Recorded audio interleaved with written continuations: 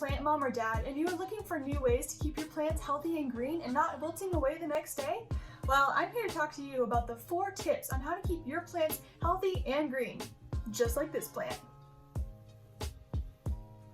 Alright, tip number 1, always water your plants. Now, if you have normal plants like sunflowers or any garden vegetables, always water your plants with the water you can. But if you have exotic plants like this one, you're always going to want to use a spray bottle to water your plants. Now, if you're using a spray bottle, you will always want to spray them about once a day, maybe twice, depending on your liking. But if you want to still use a cup of water, you will just only have to water them once a day. That keeps your plants from being overwatered and eventually dying because of being overwatered. Alright, tip number 2, sunlight.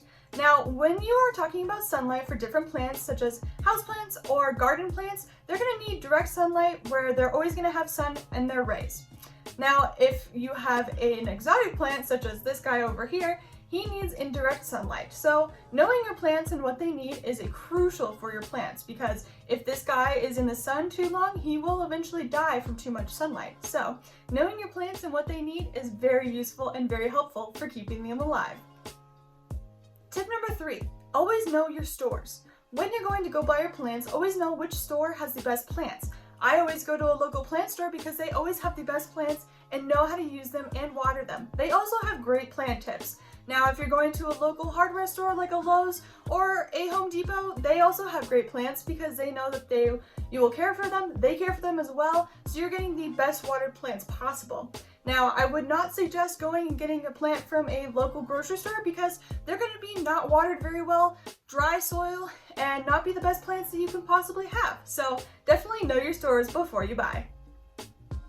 Finally, tip number 4, trim your plants. Now, when you have a plant that actually is dying a little bit on the leaves, you always have to trim the plant of the dead spot.